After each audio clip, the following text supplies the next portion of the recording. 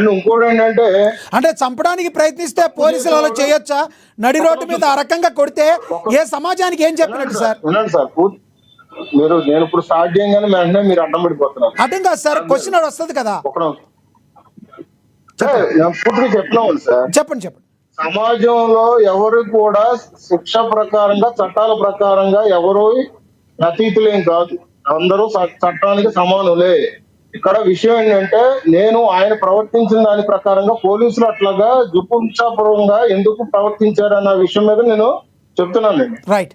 వీళ్ళు కానీ దీన్ని ఏం చేస్తున్నారంటే, రాజకీయ కోణంలో చూసుకునేసరికి ఈ వైసీపీ నాయకులు ఎంటర్ అవడం కానీ, వైసీపీ నాయకులు ఏం చేస్తున్నారంటే పేపర్లో దళితాలు అని చెప్పేసి హెడ్డింగ్ తో పాటు బాబు గారు బూటు జులుం అని చెప్పేసి చూపించారు సాక్షి పేపర్లు. ఇక్కడ కావాల్సింది ఏంటంటే, ఒక్కొక్కరి మీద 10 కేసులు 9 కేసులు, బాబులాల్ అనే వ్యక్తి మీద మాత్రం ఒకటే కేసు ఉంది. బాబులాల్ సంబంధించిన వ్యక్తిగా 3 మీద కూడా రౌడీ షీట్ ఆల్రెడీ ఓపెన్ అయ్యే ఉంది. ఏది ఆ సంఘటన జరగక ముందే. కొంతమంది ఏమంటారంటే ఆ సంఘటన జరిగిన తర్వాత రౌడీ షీట్ ఓపెనింగ్ అయిందని చెప్పేసి అని అన్నారు. మీకు అది నేను ఆల్రెడీ మీకు వాట్సాప్ లో కూడా పంపించాను లక్ష్మీనాథ్ గారు, మీరు చూసారో లేదు? ఆ పేపర్ చూసేవారా మీరు? చూసారండి? చూసారు. అది సార్, మరి అంత నేర చరిత్ర విద్యావంతులైతే అయి ఉండొచ్చండి. నేర చరిత్ర అయితే ఉంది. మరి విద్యావంతులు నేర చరిత్ర పాటికి అయ్యారంటే ఇప్పుడు సంవత్సరం పాటు ఇప్పుడు వచ్చిన కూటమి ప్రభుత్వం అనాలా, లేకపోతే ఇంతకు ముందు చదువుకున్న విద్యావంతుల్ని ఇట్లాగా నేర చరిత్ర కలిగిన మీరు కంటిన్యూ చేద్దరు కానీ వంగలపూడి అనిత గారు బయట ఉంది, బయట ప్లే అయ్యాక మీరు కంటిన్యూ చేద్దరు కానీ ఇదే విషయానికి. అనిత గారు బయట ఒకటి ప్లే అవుతుంది. జగన్మోహన్ రెడ్డి ఏదేదో మాట్లాడుతున్నారు, ట్వీట్ లో ఏదో పడుతున్నారు, రేపు కూడా వస్తారు అంటున్నారు. నేను డైరెక్ట్ క్వశ్చన్ అండి, డాక్టర్ సుధాకర్ అనే వ్యక్తి మాస్క్ అడిగిన పాపానికి నడి రోడ్డు మీద రెక్కలు విడిచి చొక్కా ఇప్పి కొట్టిన సందర్భం మర్చిపోయారా? మరి ఆ రోజు ఎందుకు మాట్లాడలేదు జగన్మోహన్ రెడ్డి? ఆ రోజు అయితే భావ స్వేచ్ఛా ప్రకటన. అదే చంద్రబాబు నాయుడు గారు అమరావతి చూడటానికి వెళ్తే బస్సు మీద రాళ్ళు ఇసురుతా ఉంటే ఆ రోజు ఎందుకు రాళ్ళు ఇస్తున్నారంటే భావ స్వేచ్ఛా ప్రకటన అని మాట్లాడారు. డీజీపీ ఆఫీస్ కి పక్కనే ఉన్న సెంట్రల్ ఆఫీస్ మీద దాడి చేస్తే మా కార్యకర్తలకి బీపీ వచ్చింది అన్నారు. ఇవన్నీ ఎక్సీఎం మాట్లాడిన మాటలే కదా. మన రాజమండ్రిలో వరప్రసాద్ అని ఇసుక మాఫియా గురించి మాట్లాడితే పోలీస్ స్టేషన్ లో కూర్చొని శిరోముండనం చేస్తే మరి ఆ రోజు ఎందుకు మాట్లాడలేదు? దళితులు ఎందుకు శిరోముండనం చేశారు అని చెప్పి ఆ రోజు ఎందుకు మాట్లాడలేదు? ఆ రోజు ఎందుకు వరప్రసాద్ ఇంటికి వెళ్ళి పలకరించలే? ఆ రోజు ఎందుకు డాక్టర్ సుధాకర్ ఇంటికి వెళ్ళి పలకరించలే? ఆ రోజు ఎందుకు ప్రవీణ్ ఇంటికి వెళ్ళి పలకరించలే? పులివెందల నాగమ్మ అనే అమ్మాయిని చాలా బ్రూటల్ గా హత్య చేస్తే మేము వెళ్తే మా మీద అట్రాసిటీ కేసులు పెట్టారు. మరి పులివెందల నియోజకవర్గంలో నాగమ్మ ఇంటికి ఎందుకు ఆ రోజు జగన్మోహన్ రెడ్డి వెళ్ళ? ఈ రోజు రాజకీయ లబ్ధి గురించి కులాలని మతాలని రెచ్చగొట్టడానికి మాత్రమే ఈరోజు తప్పు చేసిన వాడి ఇంటికి, అదే విధంగా గాంజాయి బ్యాచ్ వాళ్ళ ఇంటికి వెళ్తున్నాడంటే అతని బ్యాక్గ్రౌండ్ ఏంటో మనం కూడా ఆలోచించాలి. లక్ష్మీకాంత్ గారు మీరు కంటిన్యూ చేయండి. 32 కేసులు ఉన్న వ్యక్తి 30 కేసులు ఉన్న వ్యక్తుల దగ్గరికి వెళ్ళాడు.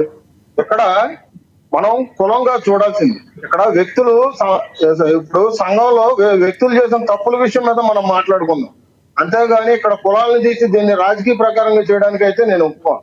ఇక్కడ ఫస్ట్ ఆఫ్ ఆల్ నేను మీకు ఇంతకు ముందే నేను చెప్పాను, వాళ్ళు చేసిన తప్పు. మీరు ఇవాళ రోజున మీరు ఐతానగర్ గానీ, అక్కడ చెంచుపేటలో గానీ, అక్కడ వాళ్ళు చేసే అరాచకాల గురించి ఆ లోకల్లో ఉన్న ప్రజలే చెప్తారు.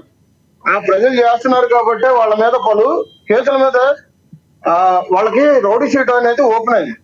ఇక వీళ్ళు ఇంకో విషయం మాట్లాడుతుంటే దళితులు అంటారు. వీళ్ళు ఒక్కళ్ళకే ఒప్పుకున్నట్టుగా దళితులకి మేనమామ అన్నట్టుగా వీళ్ళు ప్రవర్తిస్తున్నారు కదా. నేను నాట్ ఈవెన్ సుధాకర్ గారి గురించి కానీ, అనంతబాబు గారి గురించి కానీ మాట్లాడలేదండి.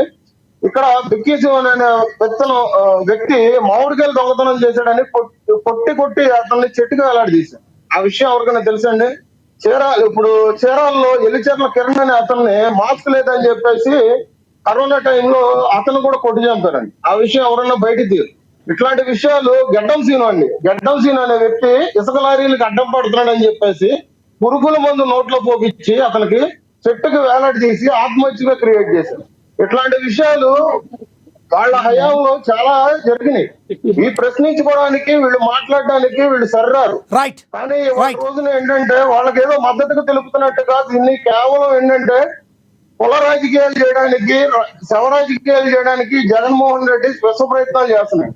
ఇంకా మనుషులు ఏంటంటే 151 సీట్ల నుంచి 11 సీట్ల వరకు వచ్చిన తర్వాత కూడా ఇంకా బుద్ధి తెచ్చుకోకుండా రైట్. ఎవరన్నా ఒకటి సార్, ఎవరన్నా శోక సముద్రంలో ఉన్నప్పుడు, ఎవరన్నా బాధతో ఉన్నప్పుడు ఎవరన్నా పరామర్శలు చేస్తారు కానీ ఇట్లాంటి నేర చరిత్ర ఉన్న వాళ్ళ దగ్గరికి సిగ్గుచేటు మాట. ఇట్లాంటి రాజకీయ నాయకులు వెళ్ళి రాజకీయాలు చేయడం అనేది సిగ్గుచేటు మాట. ఎస్, మళ్ళీ వస్తాం మీ దగ్గరికి. ఎస్ లక్ష్మీకాంత్ గారు, ఎస్ మీరు చెప్పింది అర్థమైంది. మళ్ళీ వస్తాం మీ దగ్గరికి. మనతోటి వేల్పూరి శ్రీనివాస్ గారు ఉన్నారు, రాజకీయ విశ్లేషకులు, ఆయనతో మాట్లాడదాం. శ్రీనివాస్ గారు నమస్తే అండి. నమస్తే అండి. జరుగుతున్న పరిణామాలను ఎలా చూడాలి సార్? మిత్రులకి, అమ్మా న్యూస్ ప్రేక్షకులకి అందరికీ నమస్కారాలు. నమస్తే సార్. తెనాలి సంఘటన పోలీసు వైఫల్యం అని చెప్పుకోవచ్చు మనం. ఎందుకంటే నేరస్తులను శిక్షించడానికి కోర్టులు ఉన్నాయి. ఆ కోర్టులు శిక్షిస్తారు కానీ పోలీసులే ప్రభుత్వాల తరఫున ఒకరితో పుచ్చుకుని నేరస్తులు రౌడీ షీటర్లైనా ఎవరైనా వాళ్ళని బజారు మీద కొట్టాల్సినంత అవసరం లేదు. వాళ్ళ కఠినమైన శిక్షలు వేయొచ్చు. అయితే ప్రభుత్వాలు, పోలీసులు మనం గతంలో రఘురామకృష్ణరాజు గారు ఎంపీ గారిని 3rd డిగ్రీ ఉపయోగించారు ప్రభుత్వం డైరెక్షన్ వల్ల. మరి అదే విధంగా పిఎస్ఆర్ ఆంజనేయులు మా మహిళలను కిడ్నాప్ చేశాడు ప్రభుత్వం చెప్పటం వల్ల. అదేవిధంగా ఇవాళ తెనాల్లో పోలీసులు చేశారంటే డెఫినెట్ గా ముఖ్యమైనటువంటి పాత్ర వహించిన వ్యక్తులు ఉన్నారు. అందువల్ల వెంటనే పోలీస్ అధికారులను సస్పెండ్ చేయండి. పోలీసులు మీరు రాజ్యాంగబద్ధంగా ఉండాలి. ప్రభుత్వం చెప్పినట్టుగా చేస్తే మీకు జీతం ఇచ్చేది ప్రజలు జీతం ఇచ్చేటప్పుడు మీరు ఇష్టారాజ్యంగా చేయటం తగదు. ఇందాక బాలకోట అన్న ఒక మాట చెప్పారు.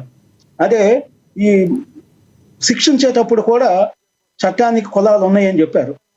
మనం ఇవాళ చూస్తున్నాం, ఎమ్మెల్యేలు, ఎంపీలు, మంత్రులు, ముఖ్యమంత్రులు ఎవరైనా సరే ఇష్టారాజ్యంగా మాట్లాడటం, నేరాలు ఘోరాలకు ప్రోత్సహించడం, ఇవన్నీ చేసేటప్పుడు ప్రజాప్రతినిధులు అంటే ముఖ్యంగా పాలకుల్ని పోలీసులు ఏం చేయట్లేదు. వాళ్ళు ఎన్ని నేరాలు